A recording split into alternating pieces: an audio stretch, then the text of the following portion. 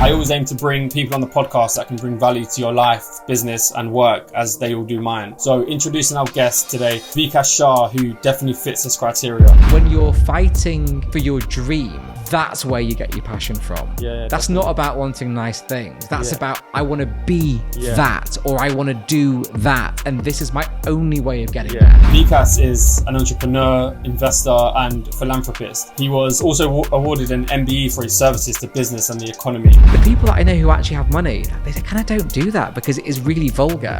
And most of the people that are driving up and down the road in their Lambos or whatever, they can barely make the monthly payments on most of the cars. So that can go in the bin. So a lot of the stuff that's pushed at us, a lot of the stuff that we're told is important in life really isn't. As long as I keep doing this at a high standard, it will work. Anyone who's in it for the money is very rarely going to make money. The number one mistake I see is not focusing and getting your head down.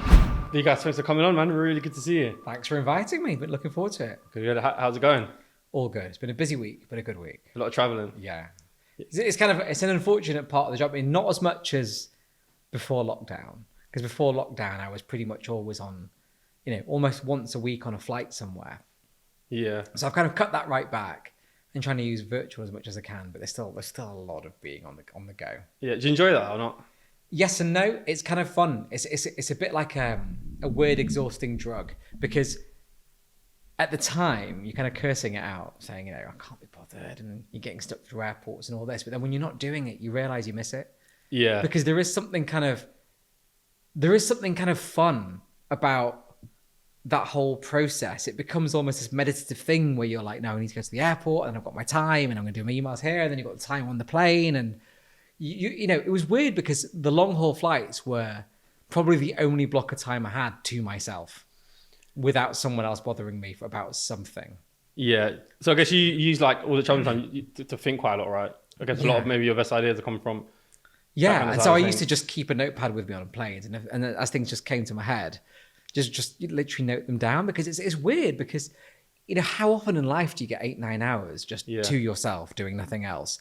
Yeah. And I couldn't be bothered really watching films and stuff on planes. So I used to just do that, even if it was just staring outside and just trying to be a bit mindful. Mm-hmm.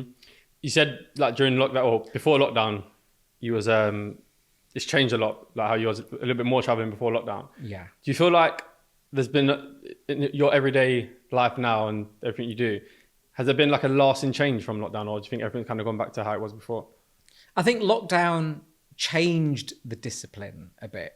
How so? So I've always found that, I've had to keep my life quite structured and quite disciplined in terms of, making sure that I have time every day to exercise or whatever. And I think the big change that lockdown gave was valuing downtime, because before lockdown, I wasn't home much and I didn't really know what that meant, because I'd had the last 20 plus years of basically running at the same pace.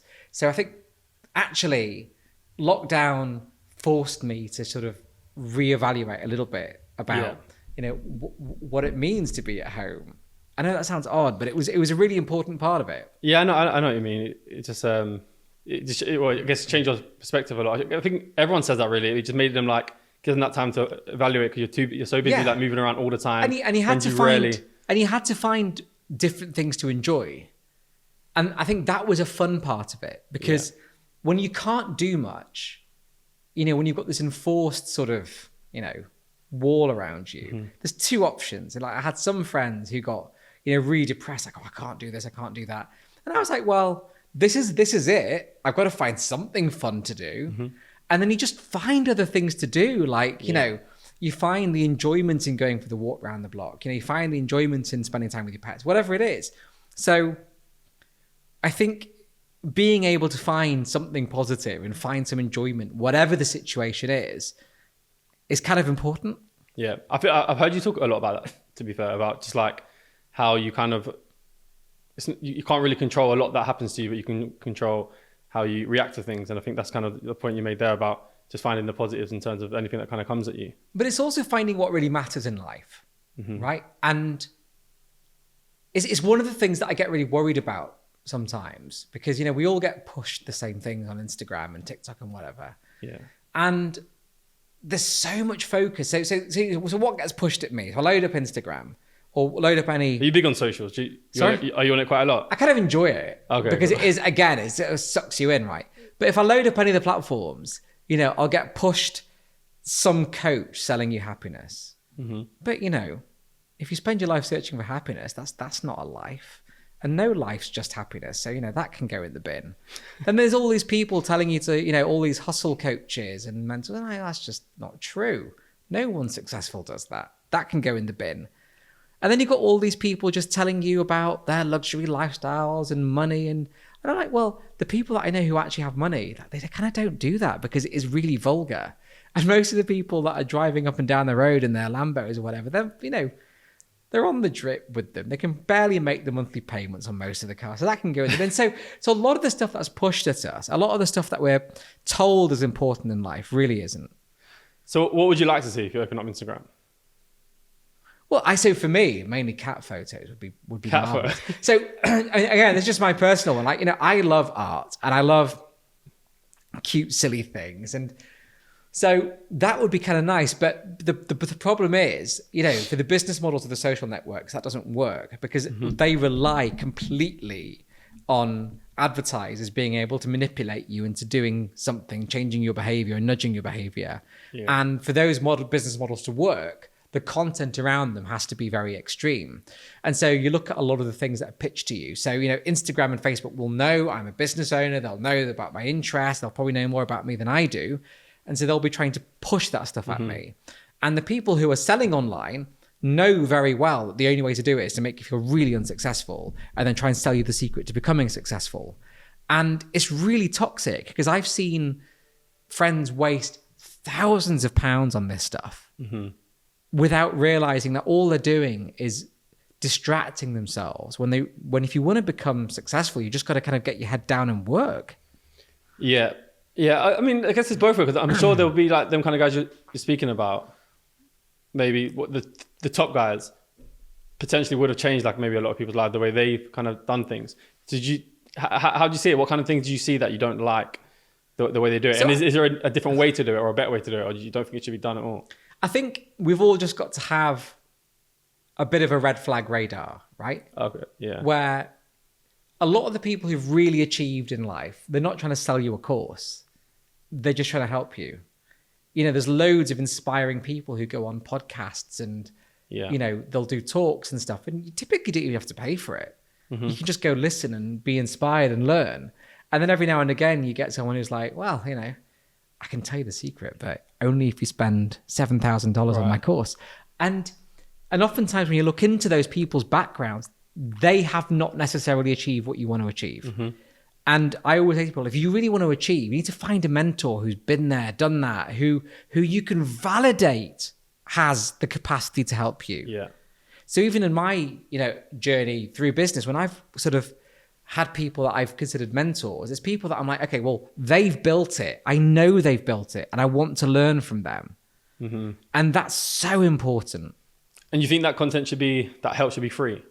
No, it doesn't have to be free, but there's a balance, right? Like if you're going to pay for content, you've got to be really sure that the person delivering it is an expert. Yeah. So for example, let's say you go to uni, let's say you were interested in physics and you went to university today and you paid £13,000 for your course at university.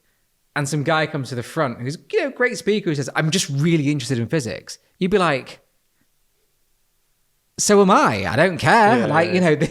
But if you spend the money and somebody steps in front of the room is like, well, actually, I've, triple PhD in physics. I really know this. Yeah. Then you're kind of like, I don't mind spending the money. And that to me is kind of almost the sense check. Okay. Where there are, entrepreneurs who are selling their courses online, but you can go and validate what they've achieved. There's evidence. There's things that they've done. You can go onto company's house and search it and see.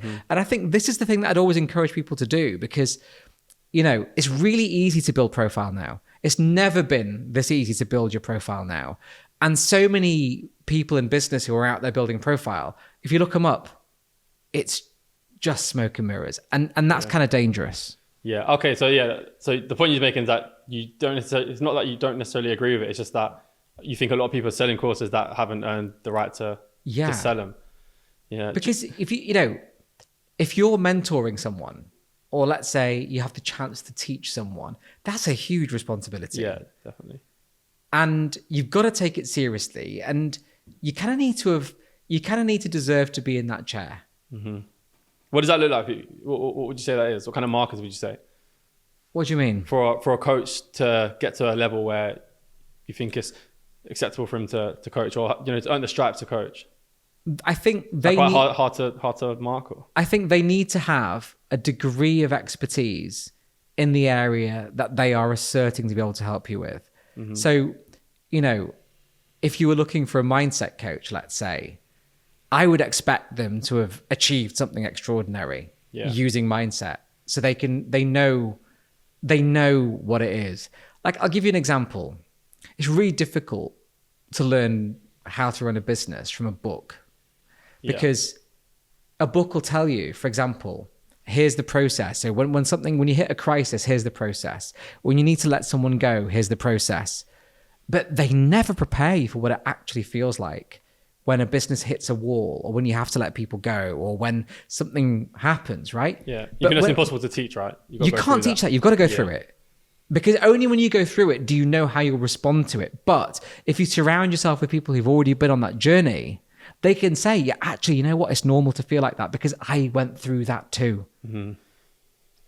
Yeah. No, interesting. Okay, cool. Good. Yeah, it's good to get that insight.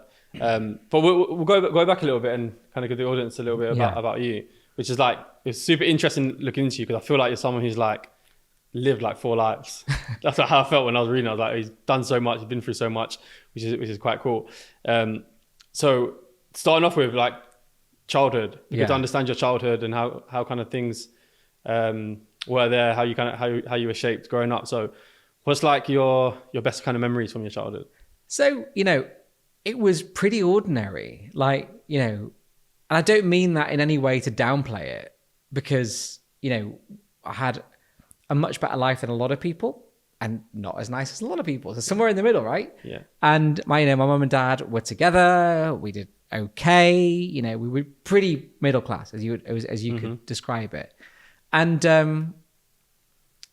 I think the biggest, everyone's childhood is filled with good stuff and bad stuff. And I think the good stuff was just, there was always stability in that regard. And that's really important. But the bad stuff was more like, I was really fat when I was a kid, and I got bullied at school because I wasn't academic, and I was really fat at a school that only really valued academia and sports. So that was kind of hard. And, I wasn't particularly an open person. I didn't really have many friends that say, and I think at that age, when you're trying to figure out who you are, when you experience sort of bullying and that kind of constant torment, it's really hard because, you're at an age where you're trying to figure out who you are, and all these people are kind of almost plugging in these strong messages of who you are and asserting that you're this or you're that. And it's hard. And I think there was always that culture clash as well, because, both my parents are from India, and they, my dad came here in the 60s. My mum came here kind of not long after. And they came to England at a time where England was going through massive cultural upheaval. And so they were trying to adapt twice. They were trying to adapt from moving from India to this new place. And they were adapting to a place that was going through rapid change and a huge culture shock. So it's really hard to figure out who you are in that situation, because there's no real grounding to that. Yeah. What point did you get to where you kind of started to know who you was? I don't know. Not sure. I think it's weird, because I don't know if anyone really knows who they are, but I think they know what their values are. Yeah, like almost like self-worth. Yeah, so you know your values in life, but I think who you are changes so much as you grow up, when you're in different situations, when you're around different people. Like, I'm sure, for example, who you are when you're with your best buddies from growing up will be very different to who you are when you're with someone else. It's like that. So I think, but one of the most important things is when you find the thing that you can do in life that makes you feel passion and makes you feel self-worth and makes you feel that, the next day is worth getting up for. And that's really important. Yeah. Well, you said ordinary, but you started a business when you was like 14. Yeah. Which isn't very ordinary, I guess, in that respect. So how was that? Where did that come from? There was no plan to do that, by the way. So we grew up right by Manchester Airport. Yeah. As in, we were, it's like less than a mile from the runway, and so all day, every day, there was planes going overhead. And so the only thing that I wanted to be in life was a pilot. There was nothing else, and it's really expensive. We didn't have the same kind of scholarship programs then as we do now, so your options were either you pay for it or you join the Air Force, and I couldn't join the Air Force because of my glasses, and we really we couldn't afford it. Like, it was really simple. It was very expensive. And so I thought, well, this is what I want to do. I want to be a pilot. So how can I do that? And my dad had a business, but I mean, like, literally just him selling fabrics. Right. And he had a computer in his office that he didn't know how to use. And so I used to go to his office and just hang out after school sometimes, learned to use this computer. And I loved drawing and stuff, and started learning how to kind of, build like elementary websites and whatever. And then I just thought, well, maybe I could, make some money and bank it to pay for flying lessons. And that was the aim. So I literally picked up the Yellow Pages, like the phone book, and started calling businesses and saying, I'll build you a website, or I can do some business cards. As a 14-year-old? Yeah. That's great. But do you know what? It sounds weird now, and it was weird. But when you're 13, 14, I think a lot of people forget how fearless you are at that age. Yeah. No, to be fair, it's not weird to me. It's more not the fact that you're trying to make money and you're trying to get things, because I think a lot of people that I speak to, and me when I was younger as well at that age, wanted to make money to just get certain things. But the thing that you wanted was like, feels a bit more mature than like to be a pilot. But there's things and then there's things, right? Like wanting money to get nice stuff, it doesn't give you enough fire to do something meaningful. Yeah. Oh no, I think that way is like way better. Right. And that's the thing, like, we all want nice things. Yeah. Right. But when you're fighting for your dream, that's where you get your passion from. Yeah. That's not about wanting nice things. That's about, I want to be that, or I want to do that. And this is my only way of getting there. Guys, let's speak jewelry for a minute. Meet Say It With Diamonds, an amazing jewelry company founded by a friend of mine, Charlotte, who you might have seen previously on this podcast. Say It With Diamonds have brilliant collections for everyone, male and female, and for any age. They launched a men's collection recently. They're also engagement ring specialists, and I can definitely vouch for them here, as they did make mine, which was amazing. Visit their website or go over to their Instagram page and have a look. Great quality and very affordable, but they also offer bespoke jewelry, as I mentioned, engagement rings and other diamond gifts. On their website, you'll see a member box that you can purchase for £20 for the year, which gives you 1 year's worth of free next day delivery and 10% off everything over £50. Even better, all the Money Game listeners can get a 15% off everything online using the code MONEY15, all in capitals. Don't play games with your jewelry, get it from somewhere trusted. But also what's interesting is that, or maybe the price thing that wouldn't cut it, but you think at 13, 14-year-old, it's kind of selected things, sell sweets at school or paper round. What made you kind of go down a proper businessy route? Because I needed to make proper money. Oh, so you knew that wouldn't cut it? Because it was going to be like 50, 60, 70,000 pounds to become an airline pilot, right? Yeah. I'm not going to make that selling sweets. I'm not going to make that doing a paper round. I had to make proper money. Yeah. Because every flying lesson was £130 an hour, right? Mm-hmm. So my maths was I'd charge like a couple £100 per design job. Each design job pays for one flying lesson, and then we keep going. And these companies knew that you was a 14-year-old? Yeah. Did they? When they met me, they did. But at the time, they didn't. And it was kind of fun because then when you met them and they were like, oh, okay. Yeah. And it was fun because I was phoning up the MDs of loads of businesses, and it was incredible how generous they were, because a lot of them were giving me a chance, right? Once they knew you were young. Yeah, and they were, because it wasn't material money for a lot of these businesses. Yeah. But they were giving me a chance, and they were like, well, we kind of like what you're doing. I get that. And it was fun because then I could prove myself. And then they were like, actually, you're kind of good. Yeah. and then it builds, and then you start to charge them more. And then all of a sudden, this whole new life opened that I never expected, where, I was working on huge projects and started to need staff and offices and infrastructure. So by the time I was 16, I'm still at school. I now have staff in Manchester, London, New York, and Sydney. I'm running the business basically from a mobile phone and at home. And it was, it was extraordinary. Like, I look back on it and I'm like, this was extraordinary. At the time, it wasn't, because at the time it just sort of happened. It just sort of fell into that mode. Yeah. How would you like navigating through it all? Just winging it off the cuff? Yeah, like just figuring it out as I went along. Like, if something new happened, I mean, it was very often the case that I was winning a project to do something I had no experience delivering. And then my plan was, okay, either A, I figure it out, or B, I just find someone who knows how to do it and pay them. Okay. And it's funny, isn't it? Because that's basically business. Right? Yeah. So, and the internet was still really new then. Like we were like web design agency, like number 3 or something in the UK. It was nuts. So we were pushing. The timing was great, not by design, but just by accident. Yeah. There was this really good timing. So, I had to learn very quickly. Yeah. Did the growing of this help with your like confidence school wise and with the kind of things you're struggling with? Hugely.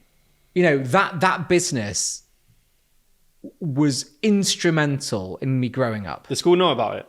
They only found out about it just as I was leaving school. Right.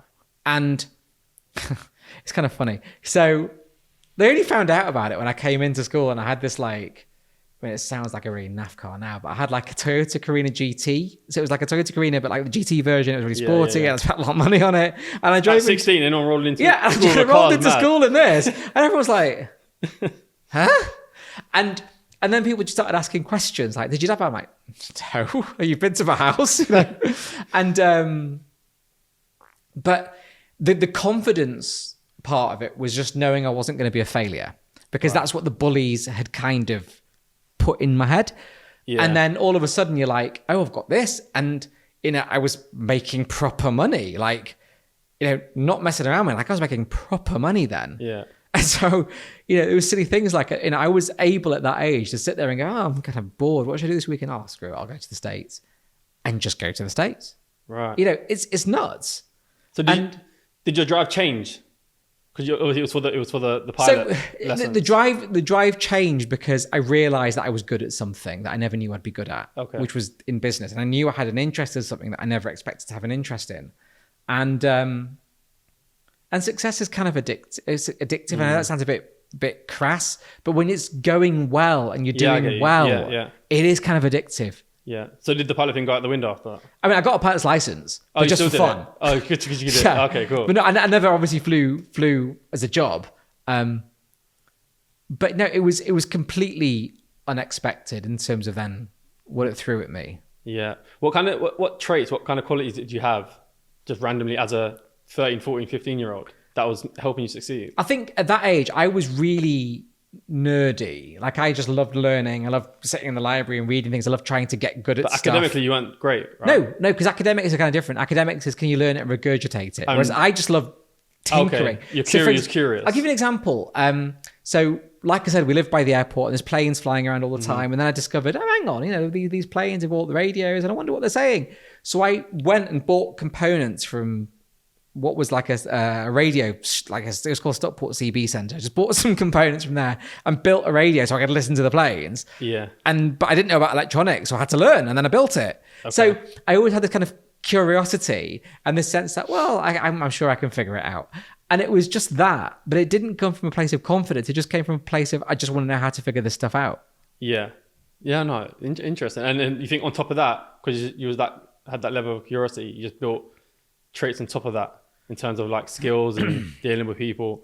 Did that come naturally to you, or was it things you had to learn? Not really. You have to learn that. Like, I was never a natural networker. I was never naturally good with people, but you learn. Right. But also it's not about being good with people. It's about knowing how to build a connection with people. Yeah. That's different.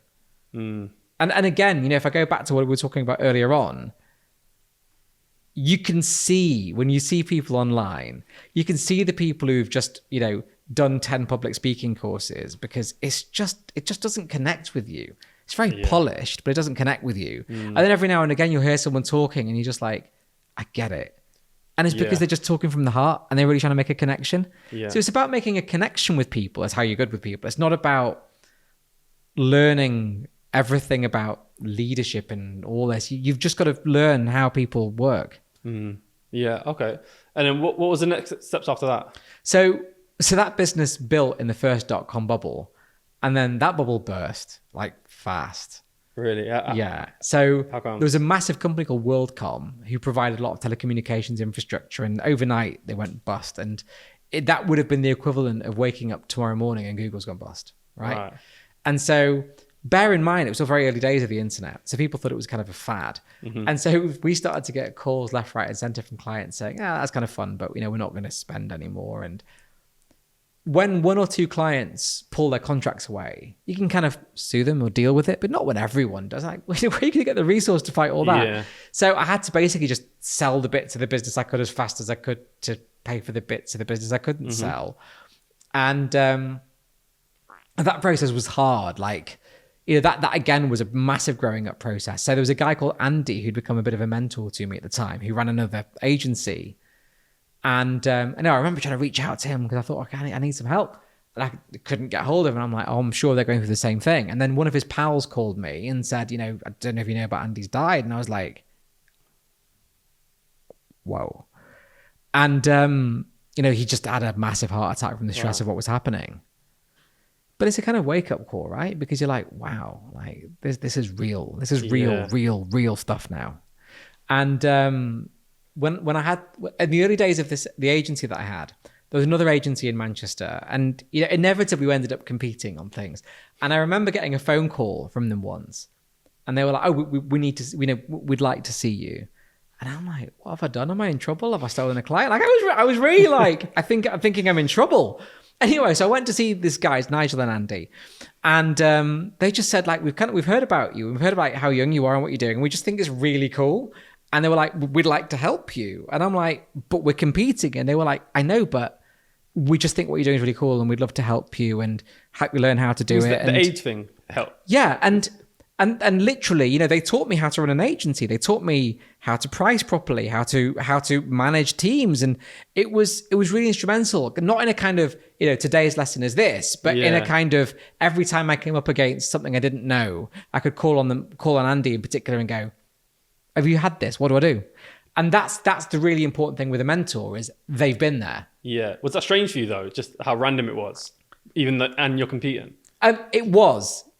I understand it more later in life. Yeah. But at the time it was really odd because I was like, well, why would you do that? Yeah. But then again, it's that whole realization of as you grow up, you figure out what's important in life. Yeah. Yeah. So I'm guessing from school, you went straight into business. You didn't? No, I went to uni. Oh, you went to uni? It was weird because when that business collapsed, one of the hardest things for me was I'd been the CEO of a global business for quite a long time. And now all of a sudden I was like, oh, who am I now? Yeah. And I kind of thought it'd be fun to go to uni and just kind of have that experience. And so I did. I went to Manchester, and then there was a chance conversation with my dad where he was like, well, what are you going to do now? And I had loads of offers from different businesses that were like, oh, come and work for us, come and join our investment bank, whatever. And he's like, well, just whatever you do, don't get involved in textiles. And I was like, why would you say that? That's kind of interesting. So... Was business good for him in terms of textiles? Not really. I mean, his business, it was just him. That's probably right? why he didn't... Yeah. And then I was like, it's a very interesting thing to say. So I did a bit of research on the market, and then I remember saying to my dad, look, because my dad's quite a bit older, and I said, like, maybe I can buy you out and you can retire and I can grow the business. Wait, so did you not think about going into that business only until the point that he said, don't go into it? Yeah, because it's an odd thing to say because it's such a fundamental product that everyone uses. And I'm like, why would you, like, why? And it wasn't, the business wasn't bad. It's just the market was changing and the market was pivoting and being disrupted by different things. And, it was one of those industries where technology hadn't really been adopted yet, but my background was technology. So I was like, okay, well, I know how to do this. And so I bought the majority of the business off him so he could sort of retire. And I sort of started running that whilst there was... Cool. From the money that you collected from the other company. And then, I'd also sort of, at that point, started to get a bit more involved in philanthropy. So I'd started working with a couple of charities. That early on? Yeah. What age are we talking there? Oh, God, like early university age, so like early 20s. Okay. And it was the American influence, because when I used to go over to the States quite a lot with that first business, I used to love the fact that entrepreneurs there got involved in philanthropy early, because they realized that, you know, you kind of here to make an impact, not just make money. And I found that really inspiring, because here people used to wait till they were old and, you know, maybe leave it in their will. Or the other side of it was just people just liked accumulating stuff here. And I just found that, of course, we want the nice stuff, but we're also here to make an impact in this life. So I started getting involved in some charities then as well. And then it just started then the next chapter of the business journey. And at the time, it was hard, because I'd without realizing it, I was also kind of right in the middle of a really bad period of anxiety and depression, which got really bad. And so there was these two simultaneous journeys I had to go on. Yeah. No, well, I think the philanthropy thing that you mentioned, I think, I don't know, the first thing I'd think getting involved in that young is like quite brave and like courageous, just for the fact of it's easy to give away money when you're older and you've got less life to live. It's not just about money. You know, in terms of like, I think maybe someone who's younger would think, okay, I need it to survive, but if I give it away now, then maybe I'll be worried in the future about. Yeah, but so I think it would be quite courageous. You might die. Yeah, that's true. Is that the mindset you had at that time? Yeah, but it's true. It's not even a mindset. It's just the truth. Like, you know, I hope, touch wood, that you live till you're 200 years old and have, you know, hundreds of grandkids and you're really happy. But who knows, right? And how sad would it be if the only thing that was written on your gravestone is, you made some money? Like, how sad is that as an outcome in life? Yeah, no, I get that. And this is where people misunderstand philanthropy, because obviously, you know, being able to give money is important, but when you're young and you have the energy and you have the contact and the resources and you can mobilize things and mobilize resource, that's, for a lot of charities, that's even more important. Yeah. You know, for example, leading a fundraising campaign where you know that through your contacts you can make it happen. That is incredibly valuable. And I've seen people raise millions and millions of pounds that way. So yeah, it's kind of important for us to do that, because it's only by happy accident that we're the people who are raising the money, not needing it.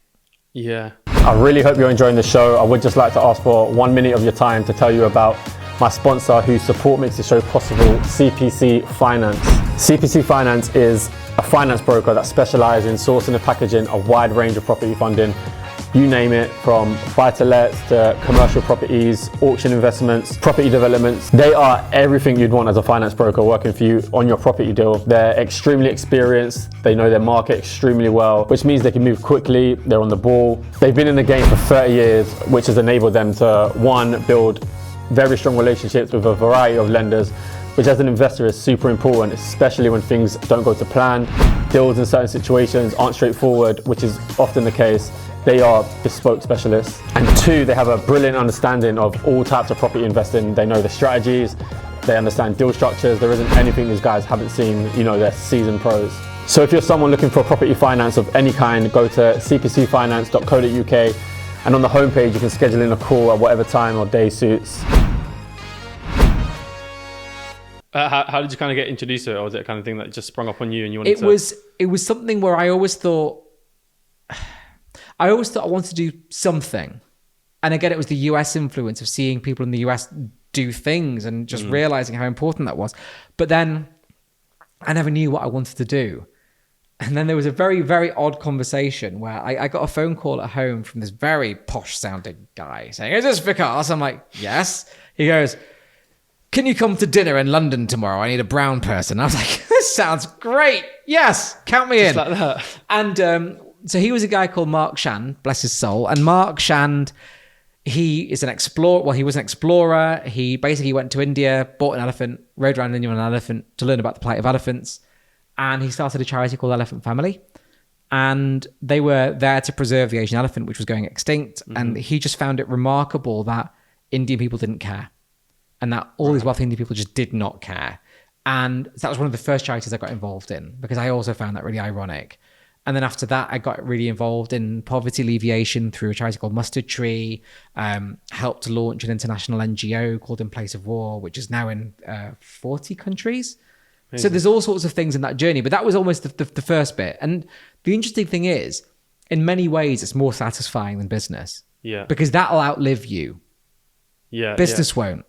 So how much time would you say you spend between both in terms of business and it varies week to week. So there might be some weeks where, there's a lot of charity stuff happening.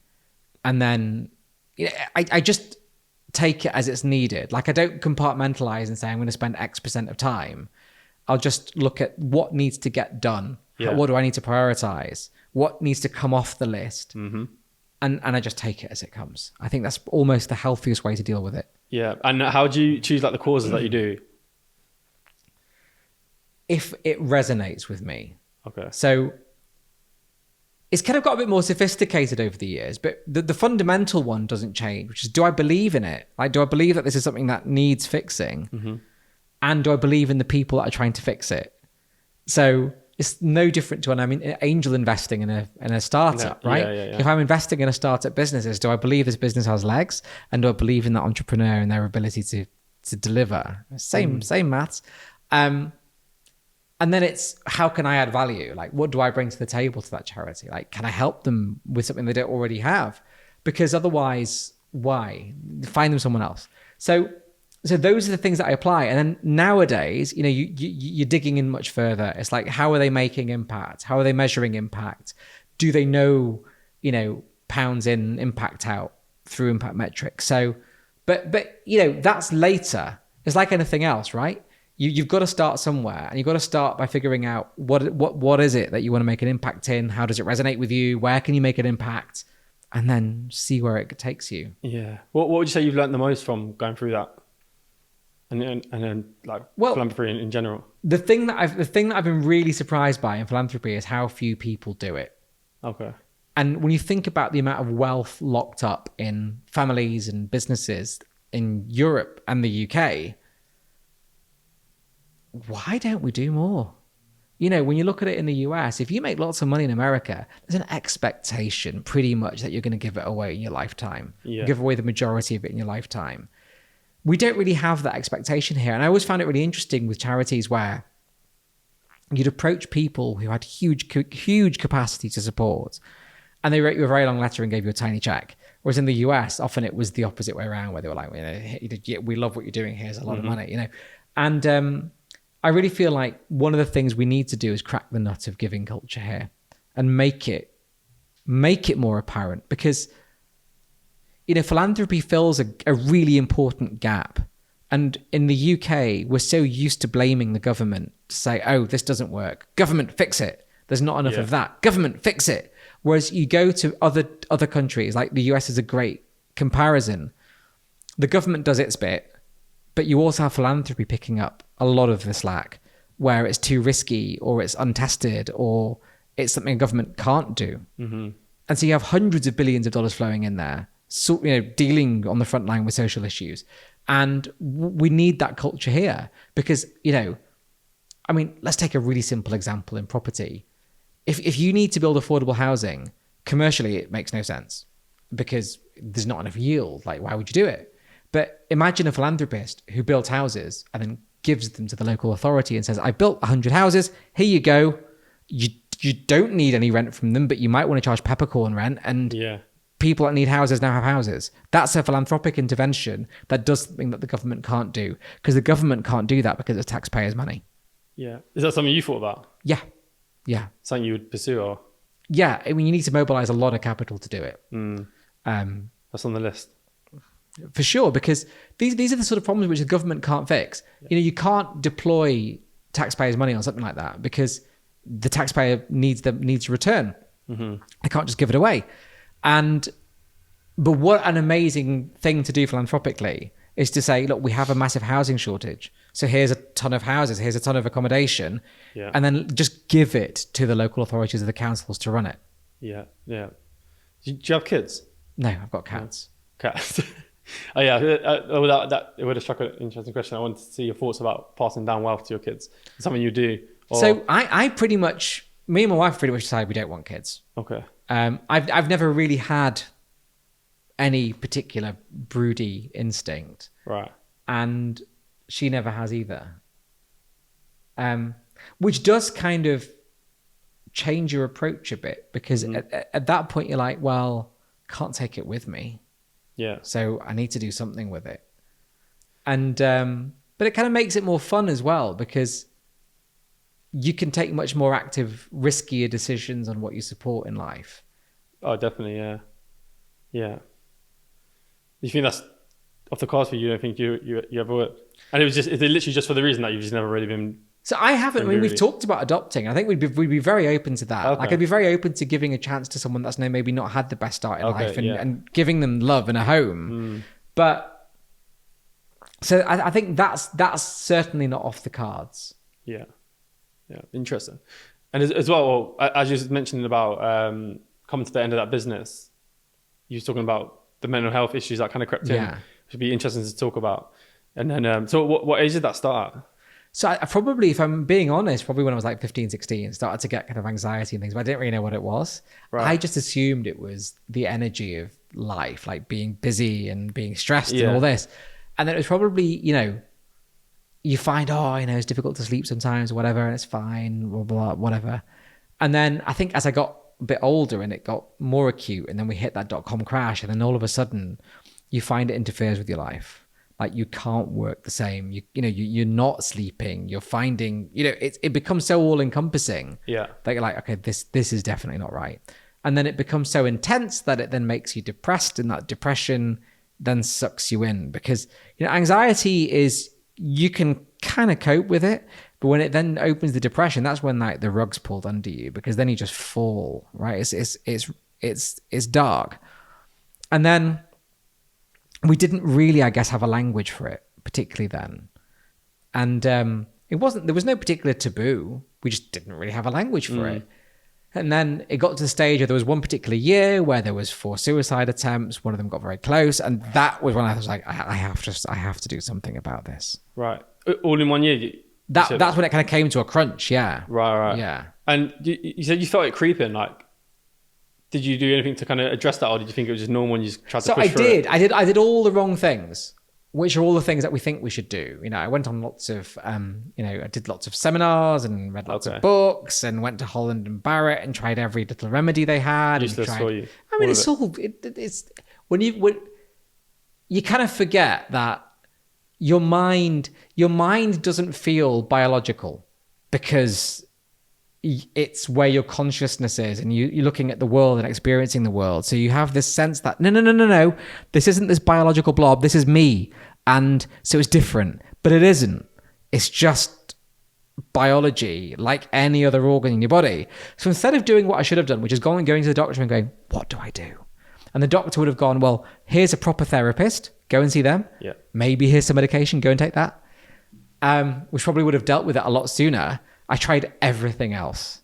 Yeah. And did every kind of placebo. And the funny thing is, when you're on an even keel, like when you're actually in a good place, a lot of that stuff's really useful, because when you're in a good place, then a lot of the other stuff builds resilience, because it helps you understand things better. It helps give you perspective. It helps open your mind. It helps make you resilient to things, but it can't fix you. Mm-hmm. In hindsight now, looking back at when it started coming on, I should have just gone to the doctor. But do you feel like you figured out why it happened and what it was that was affecting you the most? Oh, for sure. Like, there's 2 things. I think, first of all, I think there's definitely a component where I'm just wired like that. I think just the way that my brain works, I just will get a bit anxious. And it seems to be the case that, and there seems to be research that supports this as well, to the extent that creative people do get a lot of anxiety, because it's just how your brain works. But then, I was leading an extraordinary successful career at a time where I'm still figuring out who I am. It's weird. Yeah. We're not designed to deal with that when we're 13, 14, because we don't have a fully developed sense of identity. And I think it was almost inevitable. I think I would have been more surprised if I hadn't ended up in that sort of mental health situation. Right. But then going to the year where you had the 4 attempts, what did it feel like? How did you feel? It didn't appear to be there was another way out. Is that, yeah. And Okay. when you don't think But there's another out of what?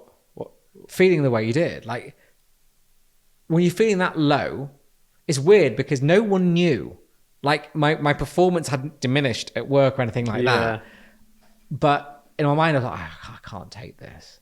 Was you trying to hide it? Yeah. Oh yeah, of course. You know, you kind of put up a front and get the job done. Right. And, you know, it's fine. And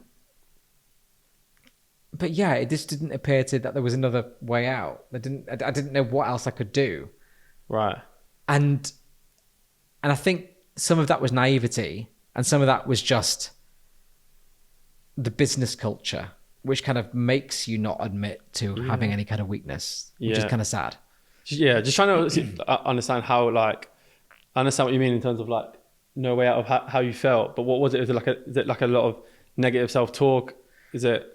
There's a mixture of it. It's negative self-talk, and then, you know, like one of the classic things in that situation is something happens, and then instead of just being able to ride through it, you immediately go to the worst possible outcome. So someone looks at you funny in the street, and you're like, someone you know, let's say you're walking down the road and someone you know doesn't acknowledge you. Mm-hmm. Normal brain would be like, screw it, they probably just didn't see me, and you get on with your day. But when you're really anxious, you're like, oh God, have I wronged them? Have I done something wrong? Do they hate me now? Like, you know, and all of a sudden you already go into the catastrophe. Great. And imagine if everything you do that day does that. Imagine how you'd feel. But then imagine that you can't stop it. Yeah. And then imagine when it's so loud in your brain constantly that you can't stop it. Mm-hmm. You just want to be out. Yeah. So what was the way out? So, you know, that last one was just standing on top of a ledge in a car park and, you know, thinking, well, that's it. And then... what was it that saved you from that moment, you think? Well, I called the Samaritans. Okay. I just decided to have a chat and stepped off the right way. And and it was funny because that chat wasn't even about them, because they don't give you advice. They just listen. Yeah. And when it's all in your mind, it feels really intense. Yeah. And then the minute you say it out loud, the minute you say, oh, I feel like this, or this is what I'm going through, or this is what I feel like, the minute you say it out loud, the weight shifts. It's not this intensity in your mind anymore. It's something out here now. Yeah, you've created like a bit of distance from it. You've created a bit of distance from it, and you've also made it real and given it a name. So it's no longer a demon, it's a thing. Yeah. And when it becomes a thing, you can deal with a thing, but you can't deal with a demon. Mm-hmm.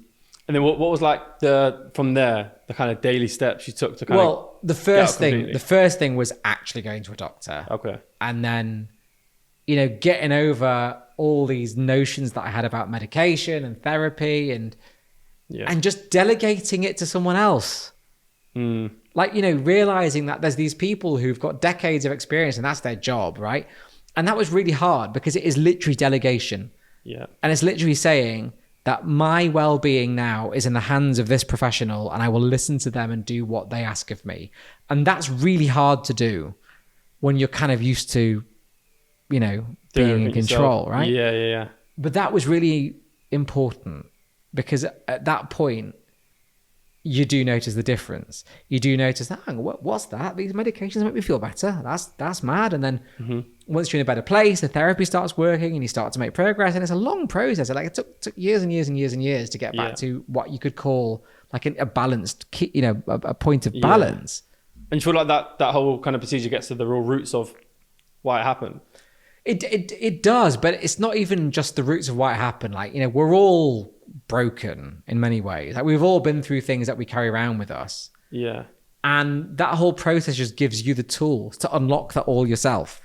Yeah. So, so that's why I was going to ask, so what's different now? Why? Because obviously you say you're creative, you're still creative, right? So you're going to have the anxiety. The difference now is the resilience. And you have the tools to... Yeah. So now it's the tools of knowing how your mind works, the tools of understanding anxiety, knowing how to diffuse it, knowing how to understand how you feel, you know, realizing the importance of daily practices like mindfulness, like, you know, not taking your phone in the bedroom, like exercise, like nutrition, like not drinking too much, like, you know, knowing the importance of all these things for your mental health. and realizing that actually a lot of business culture is anchored on exactly the opposite stuff. Yeah. And a lot of hustle culture in particular is anchored around, oh no, you should always be working, and you don't take breaks, and you go out all the time, and you can't do that. Yeah. Are they things you don't take part in anymore? So the drinking and... Well, no, I mean, I still have a drink now and again. But I think the hustle culture side of it, where it is to the extreme, I don't. And I'm so much happier for it because I've achieved a lot more because of that. Yeah. And then how was business in that kind of thing? Would you completely stop? No, it kept growing, kept going. Even while you was recovering and really? Was you involved much? Yeah, I had a job to do. Okay. Did that help, you think? It gave me a sense of purpose. But the thing is, it also, like, you have to get really good at compartmentalizing in life. I think that's just an important general resilience skill. So even when I was going through all that, I was like, well, I need to go to the office. I've got this to do today. And then when I come home, I can mope, So you just get it done. Yeah. In the same way that, if you look at a professional sports person, they're like, it doesn't matter how they feel, they'll go and train, and they might go home and wallow around. Or you have somebody who's a professional soldier, and they're like, well, I've got to go and do this mission. It doesn't matter how I feel. I might be injured. It doesn't matter. I've just got to go and get it done, and then I'll deal with everything else later. Yeah. As you compartmentalize. Yeah, yeah. And at what point would you say you kind of felt like you was really past it and you felt back to yourself? I don't think there's such a thing as feeling yourself. I think every single day, life will throw something different at you. And you'll have days that are really happy and amazing. You'll have days which are really sad, and the curveballs happen. There's no such thing as feeling yourself. But there's such a thing, I think, as just feeling on top of life. As in knowing that you can deal with stuff that's going to come at you. Yeah. Because again, it's not realistic to expect happiness. It's not realistic to expect contentment and this sense of well-being, because that life's not like that. Yeah. Life throws stuff at you. It's just part of being a living being in this world. And I think what we can hope to get to is a point where we have enough resilience tools where we know that what life throws at us, we can deal with. And that gives you a sense of strength, and it gives you a sense of being on top of things. Yeah. So now looking back, are you quite happy that you went through that? I'm grateful for the tools I got out of it, but I'm obviously not grateful for having gone through it. But in a weird, slightly dark way, I am, because I wouldn't have got those tools otherwise, maybe. Yeah, no, for sure. And had you had any dark moments outside of that? Yeah, really like tough adversity, maybe through business. Yeah, I mean, it happens, right? Like anyone that says they don't have that's lying. Yeah. Right? But the difference now is I know how to deal with it. Like, I know that if I feel like that, I need to take some time out. Okay. I need to take some distance from that situation, or reach out to a therapist, or, you've got to know what you need to do in that situation. Yeah. Because if you think about it, when bad things happen, it's like having an injury to your brain, as opposed to see it as that. And imagine, if we take sports as an example, because everyone knows about sports, right? Mm-hmm. Someone has an injury in sports, professional sportsman knows, right, if I get that injury, I need to go to the physio, I need to put some ice on it, whatever it is. We don't give ourselves the same protection for our brain. So something bad happens, you need to know, okay, here's my plan. Here's my plan now to deal with how I feel. Yeah. And that plan might take discipline, because it might mean that you need to get out of a situation for a while, or take some space, or take some time off, or, you've got to, but you need to have the discipline to do that, and have the ownership of your own life to do that. Yeah. What does that process look like for you, would you say? Well, I think discipline's really important, because you've got to know that you're just going to get things done. So I train most mornings, and it doesn't matter how I feel, I'll still do it. Mm-hmm. Like that's that. Yeah. And if I'm feeling bad, I'm feeling anxious, I'm like, okay, well, I will, do some more mindfulness. I will get away if I need to. I won't watch the news. You've got to just focus. Like, for example, if I'm feeling really stressed or something like that, I'll just clear stuff out of my diary. Yeah. Because I'll be like, it doesn't matter. I can do that meeting in a couple of weeks. It's fine. Yeah. I just need the space. And you'd be ruthless with that, in terms of, like, no matter what it was on that diary, if you felt like that, that's pretty much getting wiped unless it is something so critical that I can't move it. Yeah. But the reality is there's very little like that. There's very little that's in your diary where if it came to the crunch, you couldn't move it. Yeah. So then moving through business, more on the business side of things. What would you say was driving you through it all? Through business. What would you love about it? Why do you like do what you do every day? Because it's something new every day. Like I don't have any 2 days that are the same, right? And you have days which are a bit naff and a bit dull, and you have days which is like really amazing. We're like, I get to do this. Yeah. And you get the opportunity to go, to come and do stuff like this, or to go and, like you invest in a company and they float and you get to go to the stock exchange. Yeah. So the variety of stuff that I get to do is really fascinating, because most of the time I'm like, I can't believe I get to do this. Is that also why you do like a lot of different things? You do quite a lot, right? Yeah. So, but my life's quite diverse. So it's quite diverse. So there's the charities and there's the teaching and then there's the businesses, and I invest in a few things. I'm on a couple of boards, but I like that because it means that my days are different. And it means that every day I get to do something fun and exciting and new. And usually I can end the day knowing, I achieved this today, or I moved that forward today. Yeah. And that drives me. So I tend to look at it more as a day-to-day thing rather than a big long-term goals thing. Because I think when people set long-term goals, they never work out. Like it's usually just going to end in disappointment, and it's pointless. So as long as you know that your trajectory is right, so long as you know that you're doing the things that are pointing you in the right direction, and that every day you're moving towards that, then I think that's a healthy way to grow. Yeah, no, definitely. Do you know, it's nice that you say that. I think that's something that I've even learned a lot the last few years. I think, especially in like sport and in business, and when you're young, especially now, there's things that you want to do, and you're always like projecting into the future, and you're never really like mastering just like now, or like mastering the day. Yeah, and that's the thing. Like you've got to be really, really, really good at stuff. To make it really successful. And it takes focus and determination and effort. Like, for example, like with what you're doing, you need to have the practice of doing this regularly at a high standard. You need to find the right guests. You need to ask the right questions. You need to publish consistently. It's not about you sitting there thinking, well, I'm going to win this award or sell my podcast for this in a few years. You just know that as long as I keep doing this at a high standard, it will work. And then it's the day-to-day. Yeah. And that's the bit which oftentimes gets lost now, where there's too much of a focus on, setting these big future goals and then thinking about these big future goals and navel gazing about that. And there's not necessarily enough focus on, okay, well, how do we find our sense of direction day to day and keep moving towards it? Yeah. And what role would you say money plays in your life? I mean, money's important. It reduces your stress levels. Because you're not as worried. It opens doors. It's a comfort. It means you can have nice things. It is important. Yeah. But it's kind of what you do with it, though, isn't it? And it's kind of realizing that it can make an impact as well. And that bit's fun. Because that's the bit that outlives you. Yeah. Because, you buy nice things and it's fun for a little while. And you're like, oh, God, I've got to get it serviced or whatever. It's just... Yeah. Like, that stuff's fun, but it's fun in quite a vulgar, shallow way. I'm not saying it's wrong, because we all like nice things, but... Of course. But that's one aspect of it. But the other aspect of it is the way that society's structured, you kind of need it. Yeah. To have a sense of comfort and security. Yeah. Has the role of it changed in your life? Or has it always, you always had that kind of same perspective? No, the role's definitely changed, because when I was younger and earning all that money, I was spending on everything. Like I was going out loads and getting, the table at the club and the bottles and cars and just all the flash stuff. And it was fun, but it was also completely meaningless. Yeah. And I don't regret it for a moment, but I just wish I'd maybe had more balance then as well.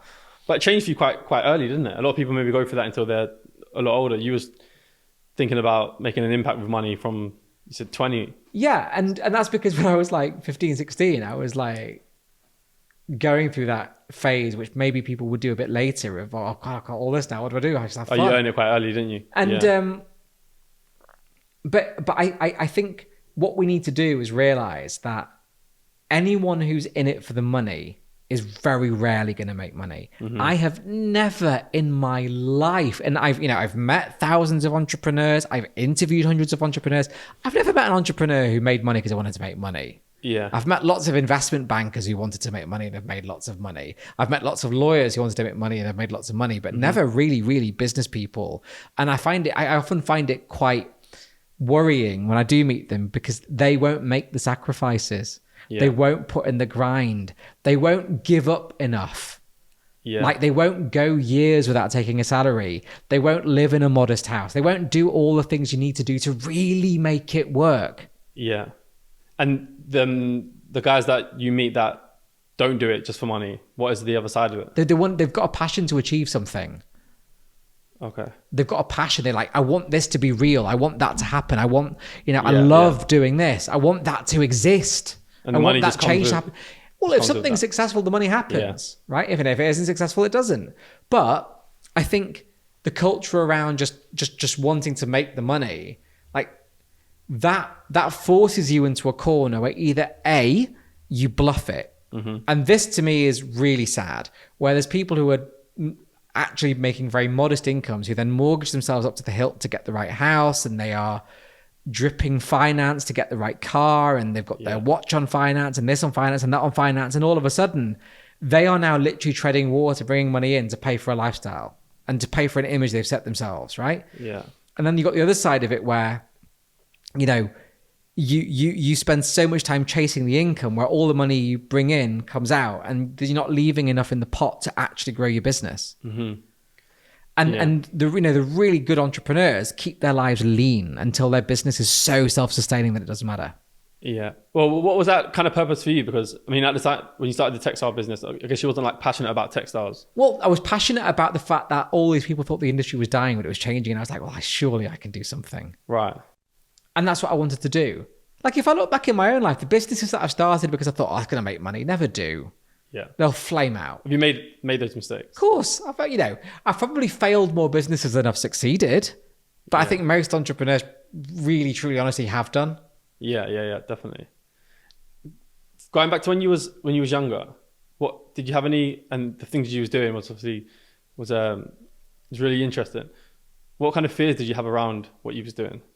So there was a few things, right? Like the imposter syndrome is a big one because when things are going well, it's really rare for people to actually believe their own hype. I mean, if they do, then I'm frightened to death of them. Did you not when you was young? No, did you know there's false confidence. There was almost this thing where like, oh God, someone's going to find me out eventually. Okay.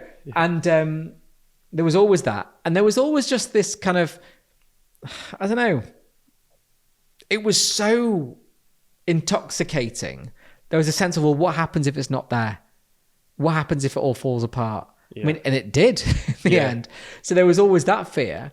And then there's the fear of just, when you start a business, it's a really uncertain career path, as in you don't know what's coming next. You don't know what's around the corner. And the uncertainty is also, I think, something that makes people feel fearful. And it did for me. Yeah. And then what about now? Have they changed? I mean, imposter syndrome is always there.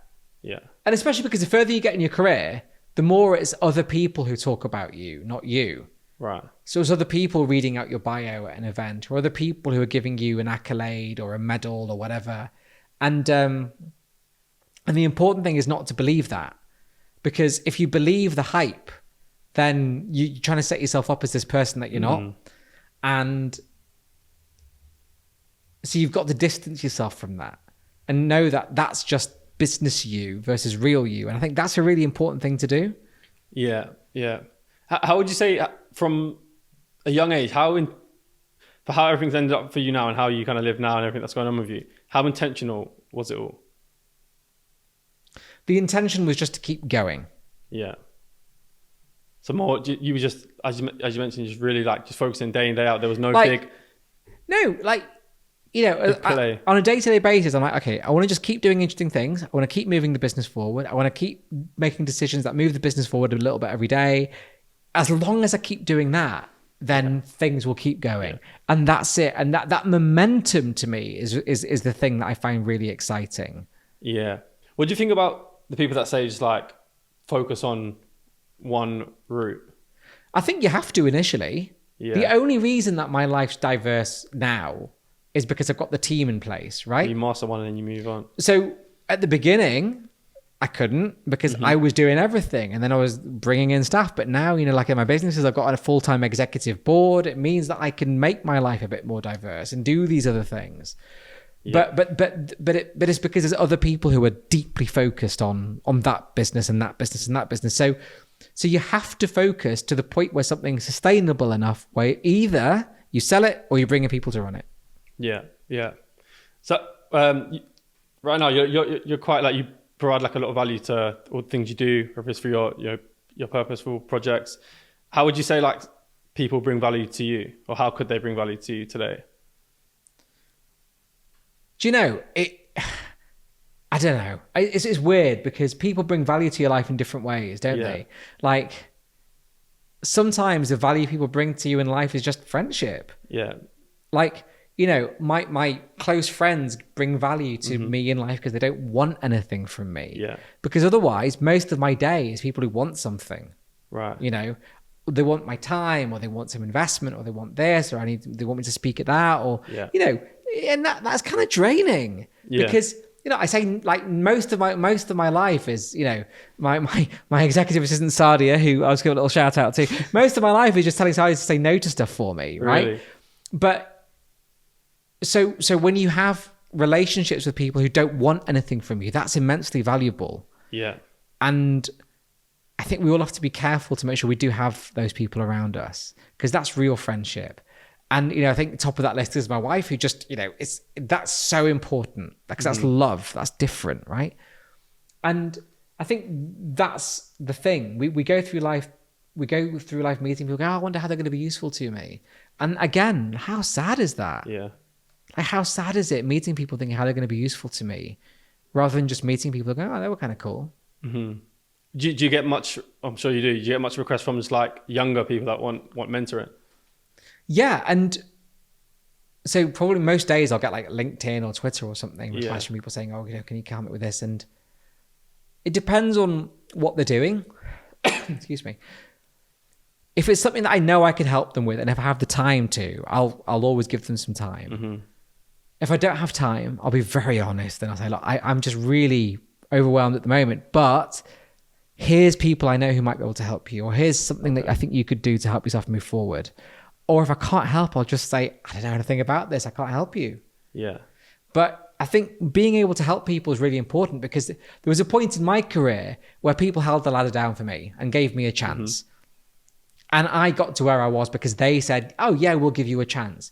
And so there's an obligation to pay it forward, because what kind of a dick would I be if I didn't, right? Yeah. So it's really important. And so if I can help people, I will. And over the years, it's been really satisfying. Like, I've mentored probably hundreds of entrepreneurs over the years, and some of them have gone on to become really successful and floated their companies and made lots of money and all this. And it's incredible. Like, it's incredible knowing that in some tiny little way you had a part in that person's journey, and that's really satisfying. Yeah, amazing. Do you with the mentorships, is that like quite hands-on? It depends. Or just advice here and there? A lot of the time, it's just advice here and there. A lot of the time, it's just knowing, it's just someone knowing that you're there on the phone when you need them. What would you say most people come to you for support for? Is it more just like emotional support? Is it more business? Do you know, it's really interesting. So I find that mentorship, to me, gets split into two camps. There's one camp where it's the practical side of it. Yeah. So there's been young entrepreneurs who are like, they're doing the first fundraise, or they're trying to deal with a bank the first time, or an investor, or they're dealing with their first redundancies, and they're just, how do I do it? Mm-hmm. What do I do? And then the other side of it is people just want a bit of a co-pilot. They want someone to help them with the strategy and their thinking, and just, like there's sometimes I'll get people who are literally, they'll just come and play back an idea and go, what do you think? Mm-hmm. And so it really, really splits into those. And then again, when they talk about time, there's some entrepreneurs that I've worked with for years, and we just meet every now and again, have a coffee. And there's somewhere they're going through a very intense period in their business, and I'll kind of say, well, look, let's just get some slots in and we'll work through it together. Yeah. A lot of people that I've had on this podcast, and a lot of entrepreneurs that I speak to, and business owners, a lot of them say that entrepreneurship and business is quite like a lonely place. Do you feel like that? Oh, it really is, because if they don't have a lot of people to speak to, or when things are going wrong, they don't have enough people around them. that they feel like they can go to with that specific problem? I think a lot of the time people don't ask, right? Like there's lots of people that I know in entrepreneurship who go, I was really lonely. And I'm like, have you asked anybody? Like, have you reached out to a peer or a friend and said, what do you think I should do? No. Yeah. I think some of the ones that I've asked are like, they don't feel like there is a person for that specific kind of thing they need. But isn't that arrogant? Isn't it arrogant? Yeah, I guess so, yeah. Isn't it arrogant to think, oh, no one else can solve this for me, or no one else can give me their opinion? So. I think that's a really arrogant position to have. Yeah, because I guess so. Who am I to assume that my problems are so big and complicated that no one else can solve them? Yeah. So I will just talk to someone. Like, one of my best friends who's a photographer, he doesn't run a business, he just takes pictures, he's very good at it. Mm-hmm. And I might have a very complex business problem and I'll be like, so here's what I'm going through, what do you think? And maybe he'll give me a perspective. Sometimes it's better, right, when they're kind of outside. You have to be humble, right? Yeah. You have to be like, sometimes it's different, right? Like there are certain things where like, I've got a complex tax structuring query. But even then I'm like, I'll go find a tax barrister and ask them. Yeah. But for most of the stuff that people think is making their lives lonely, there's an arrogance to how you think about your own problems. Yeah. So you come across a lot of young entrepreneurs, new entrepreneurs that have a wider range of problems. Yeah. What would you say is the most common mistakes that they make? The number one mistake I see, well, there's two, but the number one thing is not focusing and getting your head down, right? A lot of the time now, one of the biggest challenges that I see young entrepreneurs having is they'll have an idea and they'll spend so much of their time on personal branding and going to events and being on social, talking about their business, that they don't realize that that's 90% of your time gone. And now you're only spending 10% or less of your time actually getting on with running your business. Right. And it's almost like you can do stuff without it being on social.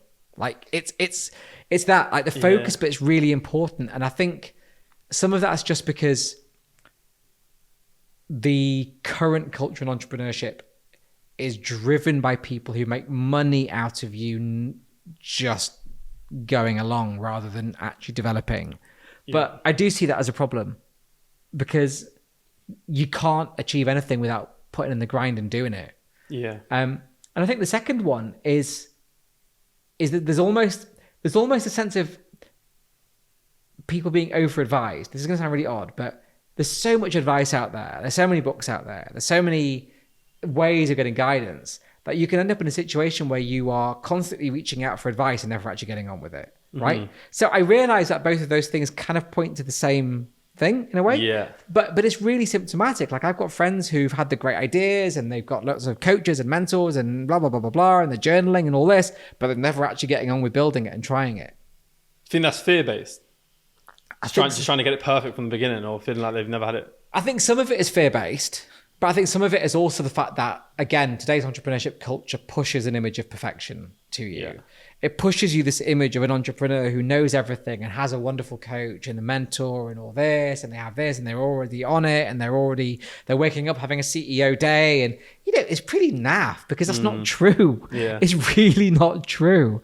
And that can make people feel fearful because they're like, well, why am I not like that? But guess what? People aren't like that when they're running businesses. But the people that are selling you that image are also trying to sell you their 10-step course to get like that. Yeah, yeah. Interesting. Would you say, I think like the way you kind of talk, it's like you've really gone on like a real personal development journey. You really focused a lot on that.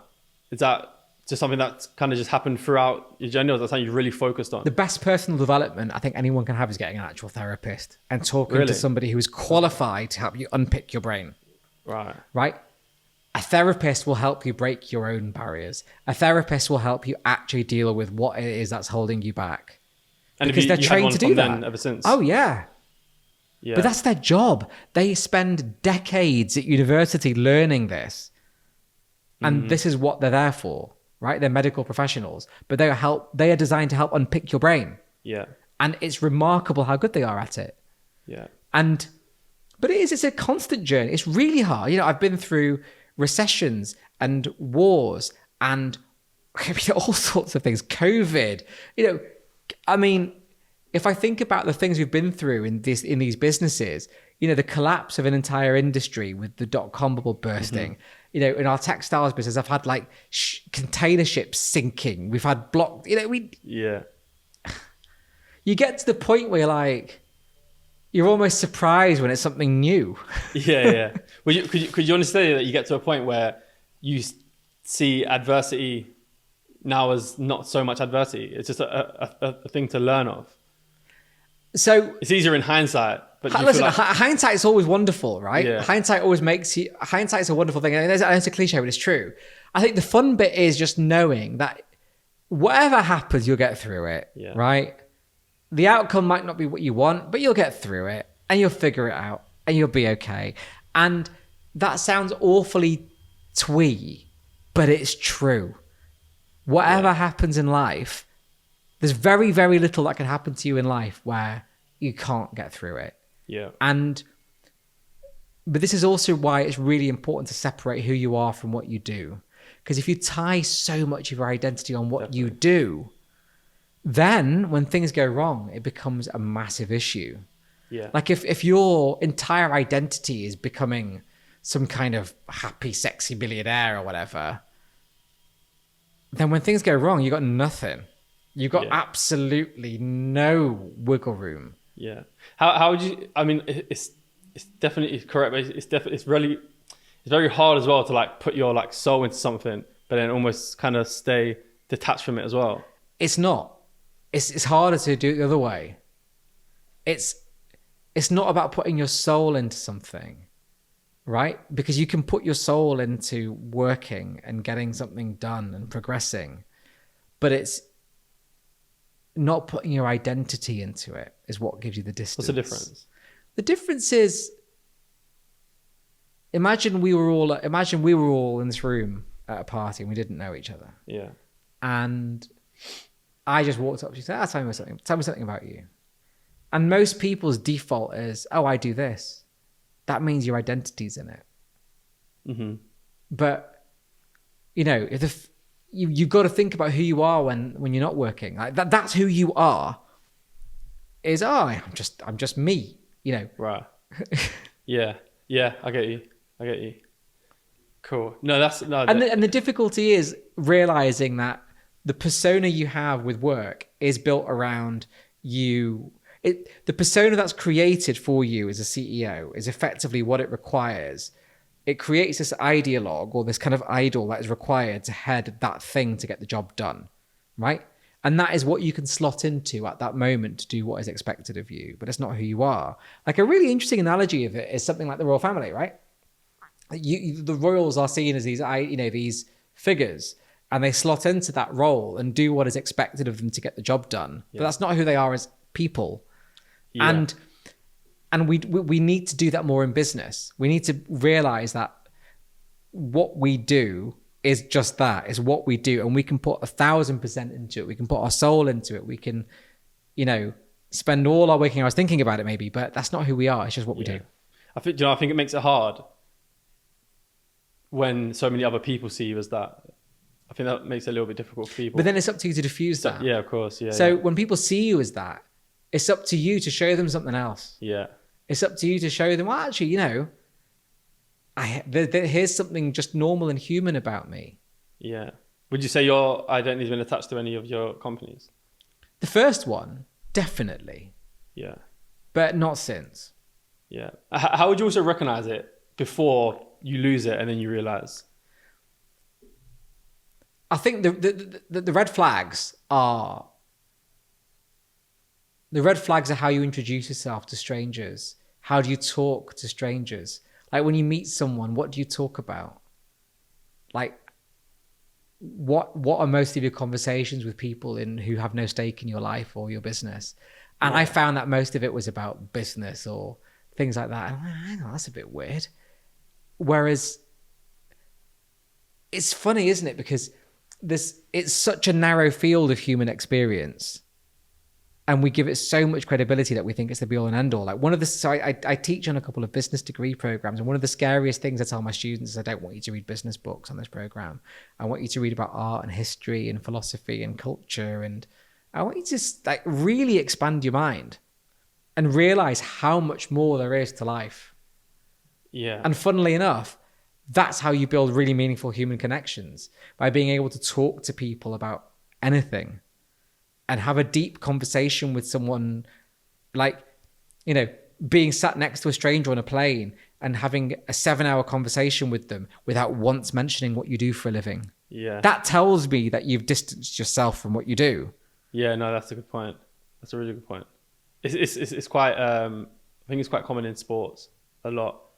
I think even now there's been some crazy stories, man, of like young professionals that maybe haven't made it, and some have like committed suicides because they're that attached to their craft. And when I mention other people, because I kind of realize it in football, definitely, is that everybody just wants you to just do football, just play football. Anything outside of that, they're trying to put you back into the box. And I think that makes it tough. And of course, it is for you to diffuse, but of course, it makes it harder, doesn't it? When it does, because people have expectations and people want something, and people don't always have a positive stake in your future, but that's fine. Let them do it. That's totally cool. You know, like, I'll go and give a talk somewhere and they want me to be this big shot business person. Fine. I'll be that for them. Yeah. It's cool. Yeah. Oh, nice. And that's the thing, like, that's also part of you just existing in that community, is that sometimes you need to be that person for that time, or be that person for that moment, or be that person to get the job done. Because it will help them. Or it might help you in that moment. Yeah. But you need to also be able to switch it off. Because if you take that home with you, then when things go wrong, you know, like I said, I've had friends who have committed suicide because their businesses have failed. And of all the things in life that might make you do that, like, that's not the one. Yeah. Whereas on the flip side, you know, we're out with our NGO in so many countries where people have genuinely been through terrible things and conflict and war, and they cope and they get through.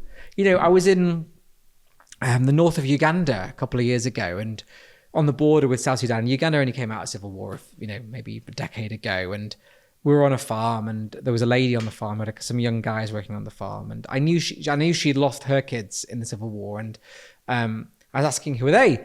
And she said, oh, they were former rebels, but they kind of live around here now. And I said, so, you know, could they have been responsible for violence against your family? And she went, yeah, but the war's over. Everyone has a chance. Everyone should have a chance to move forward. And how can you have hate when you have that kind of a interaction with someone? You can't. Yeah. But most of us don't broaden our minds enough to the experiences of humanity enough where we get perspective.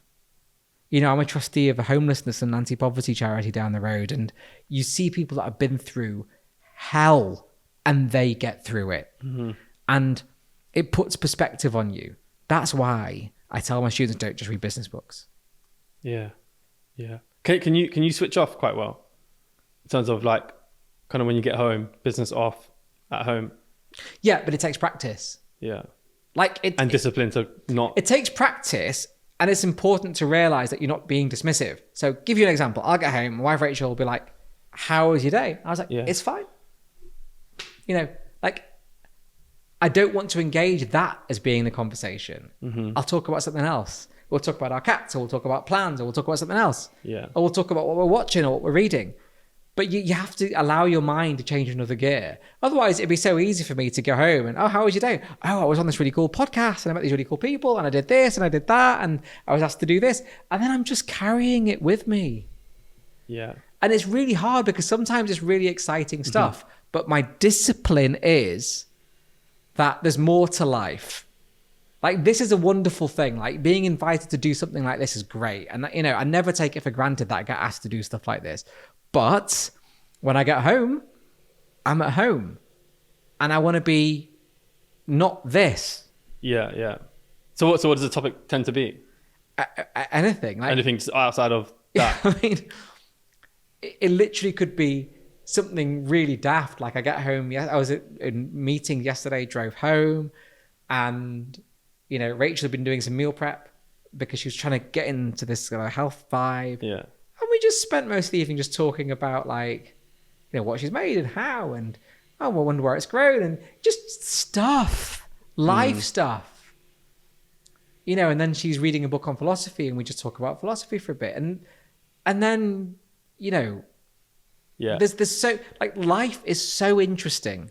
Like, there is so much to listen to and do and learn and experience and to get yourself perspective from. And there's so much enjoyment that we don't realize, like, that we don't allow ourselves to have. Like, just fucking grow a cactus. It's fun seeing it grow. Like, have a plant. I don't care. Like, these things are fun and they're human and they're intrinsically what are designed to give us joy. And, like, I'm really bad at growing anything. And I had like a little cactus and it did really well. And then it died and I was really sad. And I'm like, okay, well, that's life. Yeah. It's okay. And then I get another cactus and it's got like 8 legs and it's really stupid and I love it. It's just like, we don't allow ourselves the joy and simplicity. We don't allow ourselves the joy of, oh God, that cloud looks like a duck. Or we don't allow ourselves the joy of, oh my God, there's a stupid looking pigeon or whatever. Because we somehow have become trained to think that unless it's shiny and expensive and business related, that it's irrelevant. Yeah. And all you need to do is pick 10 entrepreneurs and follow them on Instagram or Facebook or Twitter. And you'll see they're posting, oh, I was humbled and honored to be at this conference, or here's my house, or here's my car, or here's my watch, or whatever. And I'm like, oh, really? Like, if really genuinely that's what gives you joy in life, I really worry for you. Really worry for you. Yeah. And of course, so that's the same, you spoke about the conversation not going on. That's the same discipline that you have in your own mind as well, in terms of like getting home and trying to solve business problems. Is that... But we don't solve problems by actively thinking about them. We solve problems by letting our subconscious deal with it. And then the solution comes to you. Yeah, okay, that's right? That's interesting. And so the best way to solve problems is to not actively engage them too much. So you might have heard of serendipity. So people talk about serendipity sometimes in a fluffy way of being this create, the luck that we create in life. And there is a science behind it. So serendipity is often referred to as, it's like studying why are lucky people lucky? And the crux of the science is this. Like, if you imagine your life as a join the dots picture, you can only join the number of dots that are in front of you. And most of us limit the number of dots on the page in front of us by not having wide enough life experiences. And so we just keep drawing the same thing over and over again. Wow. But imagine that you're trying to solve a problem and you can't see the full picture. So you just go and read about art or something, or go and play an instrument, or go for a hike. Everything you do is adding more dots to the page, and it allows you to build that picture. And that's how we solve problems. Like, sometimes if I've got a difficult problem to solve, I'll go for a walk and listen to some music and take my mind off the problem. And then I'll be like, aha. Yeah. It just kind of figures itself out. Yeah. There's no magic to it. That's just how the brain works. Interesting. Yeah, no, I love that. Well, I'm going to finish this up on like a little quick fire round. It's got a few questions to get. Okay. No, it's nothing crazy. First question, alive or dead, who would you want to spend a day with and why? Wow. Could be anybody. Alive or dead? Yeah. This is going to sound really mad, but I'd like to just go back to like one of the first humans. Like, like when we as this particular branch of Homo sapiens emerged. Yeah. I'd love to just spend the day with them. Like, what was that like in that time? Like, the beautiful simplicity of that time. And then, through history, there's so many people in history that have had just a remarkable impact on how the world is. And some of them for the better. Like, the great business minds like this, the Rockefellers and things. But then sometimes you're like, well, if you had the chance to be around someone who also caused immense challenge for society, just to ask why. See how they act. And So, but I think certainly like those early humans, I just think it'd be really fascinating just to see where we came from. Would you want to go back there, or would you want to bring one of them here? I'd want to go back there. I think bringing them here would be cruel and unnecessary. Yeah, good point. If you could change one thing about the world, what would it be? One thing about the world? Yeah. Let's slow it down. What do you mean? I think we don't give ourselves the space anymore to form strong relationships with each other, to learn properly. Because we're always on the move, always on a rush. We're always on the move. We're always in a rush. I feel like, we are empirically not designed for the complexity of our world, right? We are not, as a species, designed for it. We're not biologically equipped to deal with the complexity of modern life. And that manifests itself all the time with mental health challenges and in relationship difficulties and in conflict because people don't know enough. Yeah. Like you see it all the time where people get deeply activist about something because of what they see on social media, and they kind of don't realize the real history of a situation.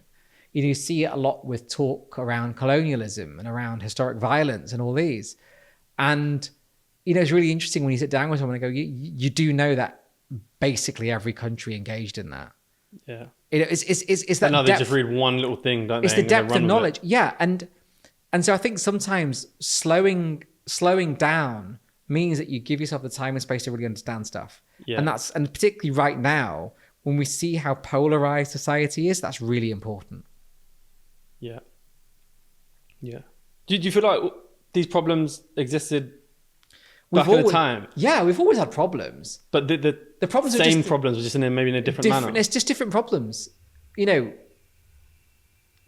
Society's never worked that well, right? Yeah. But we've always had problems, and we're always working through problems, because all that happens is that a society it will slowly try and fix itself, but then it becomes more complicated and new problems emerge. So the problems that we have today that are anchored around, the manipulation of elections via social media and all this, that didn't exist 50 years ago. It's like a picture of like loads of young kids on their phone in the same room not talking, but then there's one on the train where all the people back in the day were just all reading their newspapers. Yes, it's the same, isn't it? Yeah.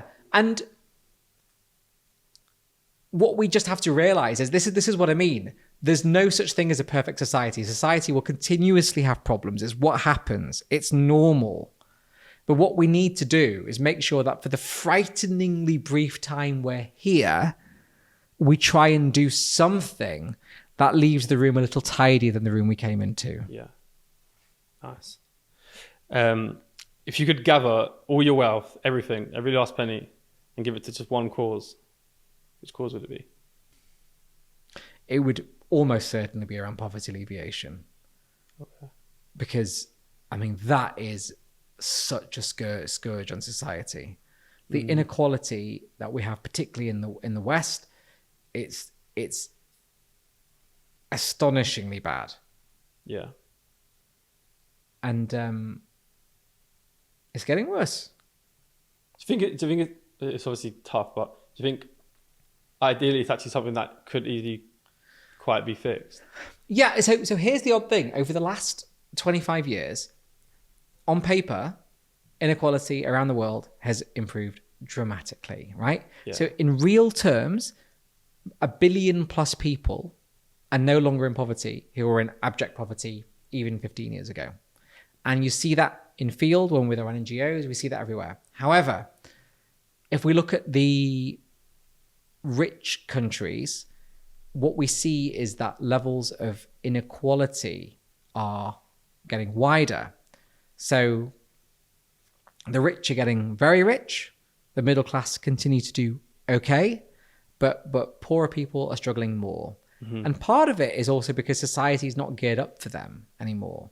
And so the baseline level of qualifications you have to enter a job in society are very high now, because there isn't many manual industrial jobs around. Yeah. So our society isn't built in a way which is fair, because a lot of those jobs just don't exist anymore. And so it is often the job of philanthropy to fix that, because it's not something governments can do. Yeah. But you mentioned you don't think there's enough of that. No, there isn't. Mm-hmm. Okay. How do you want to be remembered? I don't. Not even from a impact point of view. No, I mean, it's nice for me to know that I'm making an impact, but I mean, it's a pretty egotistical thing to want to be remembered. Not I mean, I'm necessarily. sure I'm some thinking, people will. I would hope that some people, I knew him, he was all right. yeah, But not from your. Let's say you've passed, and some people are talking about you. How would you want them to talk about you? If the topic came up, not like you want them to talk about you, but if I would just want them to remember something funny or just something human, yeah, because I won't know what they're talking about. And I just hope that I just maybe pop up in conversation sometimes, and that's enough. Because I feel like wanting to be remembered kind of changes the posture for what you do, right? Because if you want to be remembered, then again, it's more about the shininess of the impact you're making rather than getting stuck in. So I'll give you an example.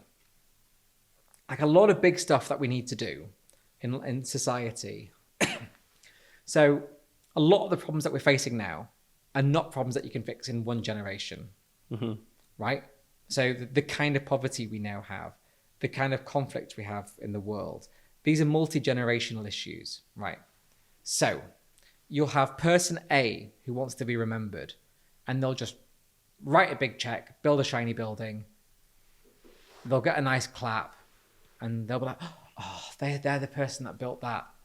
What they may not do is get stuck in the shadows, trying to get stuff done, knowing that it's not going to make a difference whilst they're here, but it will hopefully move things in the right direction later. Yeah. That's a form of being remembered, right? Maybe. But I think, do you know what? Like, whenever anything like that's genuinely happened to me in life, where someone's giving you a prize or an award or something, it's been for something which I absolutely did not expect to be recognized for. Because it's just something I did. Yeah. Because it's an important thing to do. And if you've got the resource to do it, you should. Like, it's a fun little experiment I do sometimes where I'm revealing a trick here, I guess, which I might ruin it for students. I used to have one of my friends who's an actress, and I used to do a lecture with undergrads, and she used to come along and just sit, because they didn't know each other, so she could just have been a student. Yeah. And I used to say to her, there's a point in my lecture, I'm like, faint, fall off your chair, right? And then, I'd get to the point in my lecture, she'd fall off her chair. And it was really interesting, because then when she did, I was like, don't worry, she's fine. And then I'd ask the people around her, like, why didn't you help? What was it that stopped you? Was it the bystander effect where you thought, oh, somebody else will? Or was it because you thought there's nothing I can do? Or did you just not want to? Or was it because maybe what was it? Yeah. And this is the thing, right? Like, a lot of people don't do something because they're like, well, I can't do it big enough or I'm going to get recognition for it. It comes back to what we were saying earlier about philanthropy. Yeah. A lot of young people are like, well, unless I can do it big, I don't want to do it, because if I'm not doing it big, I can't get the credit. Yeah. But it doesn't matter, right? Giving £10 to a charity is an act of philanthropy. Take cancer research. We've done work with them over the years. Cancer research's annual income is over £600 million a year, which they need because it's expensive, heavy work in science. More than half of that comes from people paying £5, £10 a month. Yeah. Right? That's just as impactful as the big donor that comes in with a big check. Yeah. Makes sense. But the big donor gets their name on a wall, the general consumer doesn't. But both are making equal impact. Yeah. One of them will be remembered because the name's chipped into a wall. The other one, maybe not so much. Yeah. Food for thought. Last one. So you've interviewed like some of the top minds, right, and world leaders. Who's your favorite one? So there was a whole series of interviews I did where, well, actually, there's two. So I think the one that always makes me really smile was Buzz Aldrin, because Buzz Aldrin was my first ever big name interview. Right. And I spent the whole phone call going, I can't believe I'm actually doing this. It's ridiculous.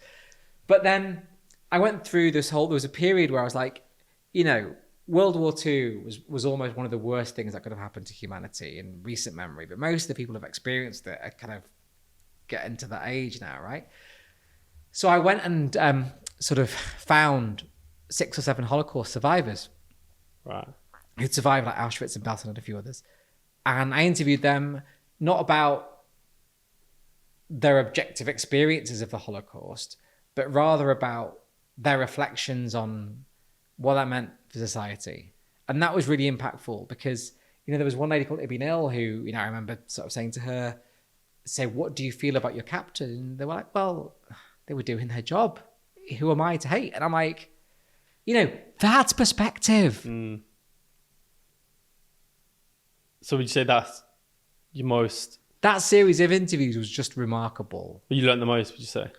Yeah, because it changed perspective. Yeah. And that's, I think, the sign of a great conversation. It's like when you look at a great piece of art, right? It sounds really odd, but a great piece of art is one where your life isn't the same after you've seen it. You can't go back from that. That's how, for example, when people talk about technology, like what is a disruptive technology? A disruptive technology is one where society cannot go back now. Mm-hmm. A disruptive idea is one where society can't go back. A disruptive piece of art is one where you look at it and your life can't be the same again. Same thing with a just powerful conversation is one where now that you've had that conversation, you can't think the same again. And that was that for you? Absolutely. Amazing. Thank you, man. Thank you. Really enjoyed that. That was fun, man. Thank you for having me. No pros.